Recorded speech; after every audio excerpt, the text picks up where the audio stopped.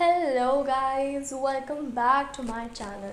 आज हम सीखेंगे कि चीज़ों को जोड़ना कैसे है, नंबर्स को कैसे जोड़ना है, but in a very mathematical manner. So let's start right now.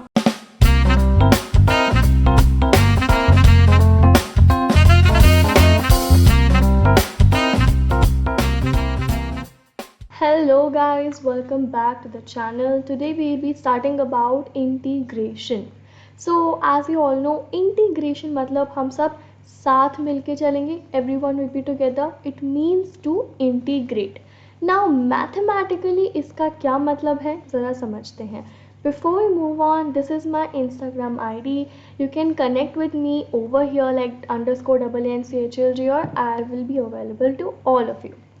तो मैथमेटिकली इंटीग्रेशन का मतलब क्या होता है ज़रा देखते हैं. ठीक है, हमने पिछली वीडियो में देखा था डिफ्रेंशिएट करना मतलब छोटे छोटे पार्ट्स में कट करना. फॉर एग्जांपल आपके पास एक पिज़्ज़ा है, उसको आपने एक पूरा होल पिज़्ज़ा था, उसको आपने कट करके डिफरेंट स्लाइसेस में आपने पीस अप कर लिया. तो ये आपने क्या किया, डिफ्रेंशिएट किया. ऑन द अदर हैंड अगर आप इन सारे पिज़्ज़ा स्लाइसेस को दोबारा से इस बड़े पिज़्ज़ा में कन्वर्ट करते हैं तो इसे बोलते हैं इंटीग्रेशन. Simple words. अगर थोड़ा मैथमेटिकल टर्म्स में आए, ग्राफिकल टर्म्स में आए तो देखते हैं इसका मतलब क्या होता है. अगर ये हमारा ग्राफ है और ये हमारा कर्व है, ये अपना वाई एक्सिस है, कुछ भी ले सकते हैं. सपोज कि इसको टाइम ले लें ऑन द एक्स एक्सिस. अब डिफरेंशिएट में मतलब हमें समझा था कि इस ग्राफ का एक छोटा सा हिस्सा हम लोग लेंगे, ठीक है, और इसको छोटे छोटे हिस्सों में पिद्दा पिद्दा से इसको कट करते जाएंगे. व्हेन वी डिवाइड इट तो हमें कुछ ऐसा दिखता है, एक सिंपल इतना सा, राइट. तो इसको हम बोलते हैं डिफरेंशिएशन. इंटीग्रेशन क्या होता है, ये जो छोटे छोटे पीसेस जो हमने कट किए थे दोबारा से इसको एक ही पीस लेके आना. अब ये करते क्यों है, आपको पता है कि सिंपल ग्राफ में अगर ट्रायंगल दिया होगा तो half into base into height करके आप उसका एरिया निकाल सकते हैं. Similar with the polygons, for example your square, rectangle, anything. लेकिन अगर कोई कर्व है, जैसे कि आपकी ये कर्व है, पूछ लिया क्वेश्चन में कि इसका एरिया अंडर द ग्राफ क्या है, तो कैसे करोगे. For this methods to find the area under the curve हम लोग इंटीग्रेशन मेथड का यूज़ करते हैं. इसी से ही हमारा जो इंटीग्रेशन है उसका मतलब आया है. अब फटाफट इसके थोड़े से फॉर्मूले देखते हैं, क्योंकि फॉर्मूला से ही आपके बेसिक्स बनेंगे और आपको ज़्यादा समझ आएगा. तो सबसे पहली चीज़ जो हमें यहाँ पे नोट करनी है वो ये है कि डिफरेंशिएशन और इंटीग्रेशन दोनों एक ही सिक्के के दो अलग अलग पहलू हैं. जैसे कि अगर मैं आपको बोलूँ कि एक्स स्क्वायर का कोई डिफरेंशिएट करके मुझे बता दो तो क्या होगा, it is going to be 2x. अगर हम लोग पावर की बात करें तो वो एक कम हुई है ना डिफरेंशिएशन में. इंटीग्रेशन में मैंने क्या बोला, उल्टा होता है. तो थोड़ा दिमाग लगा के बोलो कि इंटीग्रेशन में क्या होता होगा, एक्स स्क्वायर का एक्स क्यूब नहीं होता होगा. अब ये कैसे आया, क्यों आया, वो हम समझेंगे. This was just an example. Let us study the very first formula today. जिसने भी डिफरेंशिएशन की वीडियो नहीं देखी है वो अभी के भी जाके देखो, आपको ऊपर लिंक दिख रहा होगा, वहाँ पे आपको मिल जाएगी. अगर हम देखें तो इंटीग्रेशन को हम लोग इस छोटे से कर्व से रिप्रेजेंट करते हैं. जैसे डिफरेंशिएशन को हम लोग करते थे d/dx की टर्म में, इंटीग्रेशन को हम लोग रिप्रेजेंट करते हैं इस कर्व में, ठीक है. लेकिन इंटीग्रेशन भी विद रिस्पेक्ट टू समथिंग होता है. तो ये तो सिंबल है, और विद रिस्पेक्ट टू व्हाट, यहाँ पे अगर यहाँ पे कोई फंक्शन है f(x) तो यहाँ पे इसका इंटीग्रेटिंग फैक्टर d(x) लिखा जाता है.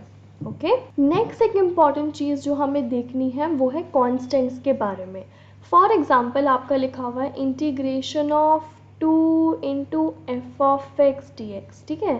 अब इसको आप लोग क्या लिख सकते हैं, you can write it as 2 into integration of f(x) dx. इसका मतलब कांस्टेंट जो है उसको फ़र्क नहीं पड़ता, वो इंटीग्रेटिंग फैक्टर के बाहर आ सकता है. इस पॉइंट को ध्यान में रखिएगा. एक और पॉइंट देखते हैं. अगर कुछ ऐसा लिखा हुआ है, for example sin x plus cos x dx, ठीक है. अब डिफ्रेंशिएशन में हम लोग तो क्या करते थे, साइन एक्स को अलग डिफ्रेंशिएट कर लिया, कॉस एक्स को अलग डिफ्रेंशिएट कर लिया, है ना। क्या हम लोग ये इसमें कर सकते हैं? बिल्कुल कर सकते हैं। कैसे करेंगे? सिंपल सा, बस sine x D x plus integration of cos x D x. लेकिन गड़बड़ कहाँ आती? गड़बड़ आती अगर ये मल्टीप्लाई में, है ना। डिफ्रेंशिएशन में तो हम लोग क्या करते थे, हम लोग फर्स्ट टर्म को कांस्टेंट लेके सेकंड को डिफ्रेंशिएट, फिर फर्स्ट को लेके सेकंड को अपना ऐसे करके कर लेते थे। लेकिन इसमें क्या होता है, हम ऐसा नहीं कर सकते, इसका हमें कन्वर्जन सीखना होगा। बस अभी के लिए कन्वर्जन्स हम लोग सेकेंड वीडियो में लेके आएंगे। अगर हम हमारे फर्स्ट फॉर्मूला की बात करें तो वो क्या आएगा, integration of x to the power n dx will be equals to x to the power n plus 1 upon n plus 1। इसका एक छोटे से एग्जाम्पल से समझते हैं, इसको लिख लो अभी के अभी अपनी नोटबुक्स में। कैसे? अगर x क्यूब है तो उसका इंटीग्रेशन क्या होगा, n की जगह पे 3 है, बस कुछ नहीं करना, रिप्लेस करना है। कैसे करेंगे? x to the power 3 plus 1 upon 3 plus 1 which is equals to x to the power 4 by 4। pretty easy right। Differentiation में क्या होता था, उल्टा होता था, है ना, n into x to the power n minus 1। तो यहाँ पे क्या हो रहा है, -1, बट यहाँ पे क्या हो रहा है, +1। अभी कंफ्यूज नहीं होना, ठीक है। डिफ्रेंशिएशन बहुत इंपॉर्टेंट है, इंटीग्रेशन उससे ज़्यादा important. This is the like whole crux of the calculus that you will be learning. Okay, let's go for the second formula. अच्छा, अगर मैं ऐसा बोल दूँ कि इंटीग्रेशन ऑफ डी एक्स है, ठीक है, इंटीग्रेशन ऑफ क्या है, डी एक्स है, तो कैसे करोगे बताओ? इसमें x की पावर कितनी है, 0, x की पावर 0 इज इक्वल टू 1 होता है, तो ये क्या लिखा हुआ है, 1 इंटू डी एक्स, राइट। तो क्या हो जाएगा इसका x की पावर, सॉरी इसको हटा देते हैं, हम इंटीग्रेट कर चुके हैं, राइट। x की power 0 plus 1 upon 0 plus 1 which is equal to x। Okay, एक इम्पॉर्टेंट बात, इंटीग्रेशन में हम एक कांस्टेंट का यूज़ करते हैं। कांस्टेंट लगाना काफ़ी जगह इम्पॉर्टेंट हो जाता है, लेकिन मैनी प्लेसेस आप इग्नोर कर सकते हैं। कहाँ पे इम्पॉर्टेंट हो जाता है, when you go for differential equations, वो भी हम आगे आने वाले क्लासेस में पढ़ने वाले हैं। So it is going to be equal to x plus c. C is the constant that we are talking about. Our next formula is the very famous cos x dx, integration of cos x dx। क्या होगा, cos का क्या हो जाता है, sign हो जाता है, प्लस या माइनस। हमने डिफरेंशिएशन में माइनस था, तो यहाँ पे क्या हो जाएगा, plus sign x। pretty easy। I think now you can tell me the integration of sin x as well, right? sin x dx is equal to minus of cos x। बहुत बढ़िया ना, चलो अगला करते हैं। अगर integration of sec square x करना हो तो क्या हो जाएगा, डिफरेंशिएशन से याद रखो, tan x dx and the integration of cos x square x dx will be equal to minus of cot x। अब प्लस सी आप आगे अपने आप इधर ऐड कर सकते हो। pretty easy right। डिफ्रेंशिएशन का जस्ट उल्टा है। अगर आपको डिफ्रेंशिएशन के फॉर्मूलाज मालूम है तो डेफिनेटली आपको इनके फॉर्मूलाज भी मालूम होंगे। चलो, अब ये तो हमने सीख लिया, अब थोड़े से मैं आपको क्वेश्चंस देती हूँ, we will study that and practice that. Okay, question number 1 for you guys, what will be the integration of x cube plus x square plus 2x dx।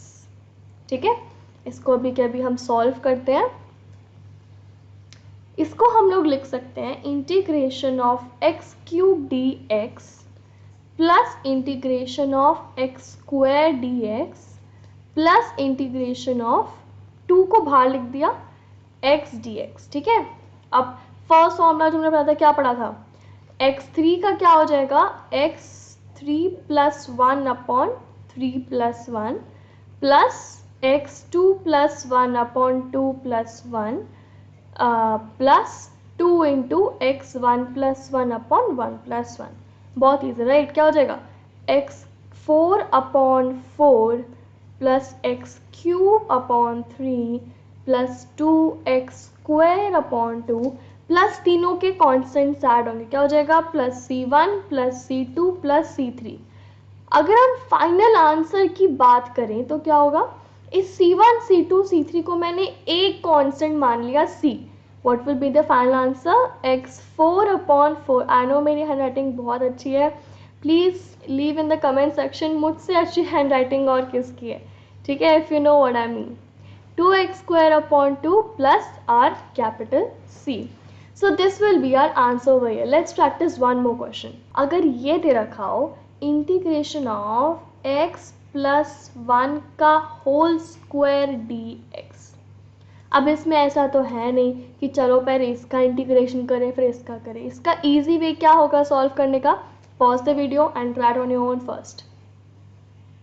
Okay, so इसका इजी वे होने वाला है, क्या करेंगे हम, इसको ब्रैकेट को open कर देंगे, फिर इजी राइट। क्या हो जाएगा integration of x² plus 2x plus 1 into dx। अब बिल्कुल पिछले वाले क्वेश्चन की तरह क्या हो जाएगा integration of x² dx plus 2 integration of x dx plus integration of dx।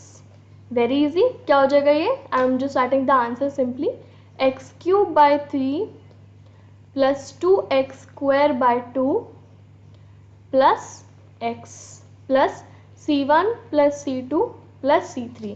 Final answer क्या होगा, 2 से 2 कैंसिल हो गया, सब कांस्टेंट को c बना दिया, क्या हो जाएगा x³ plus x² plus x plus capital C। This will be your final answer. थोड़ा सा ट्रिग्नोमेट्री पे भी कन्वर्ट होते हैं। अगर हम इंटीग्रेशन करना चाहते हैं cos ऑफ 2x का, तो इसको हम लोग कैसे करेंगे। यहाँ पे हमें दिख रहा है कि दो चीज़ें हमें डिफ्रेंशिएट करनी है, क्या, first part is the cos and the second part is the 2x। तो 2x का डिफ्रेंशिएट करने का बहुत ईजी तरीका है, it is going to be 1/2, जैसा हमने डिफ्रेंशिएशन में देखा था बिल्कुल वैसे ही करेंगे। और cos x का डिफ्रेंशिएशन क्या होता है बेटा, sin x। क्या आंसर हो जाएगा sin ऑफ 2x बाय 1/2। कितना सिंपल था, पहले इसको करो फिर उसको करो, that's it.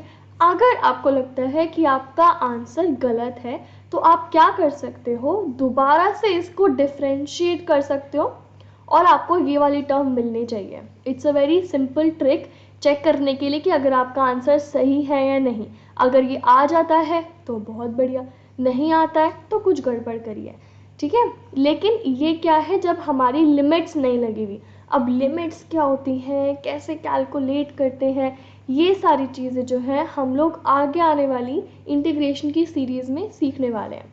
So guys, this was all for today. I hope you very much like this session.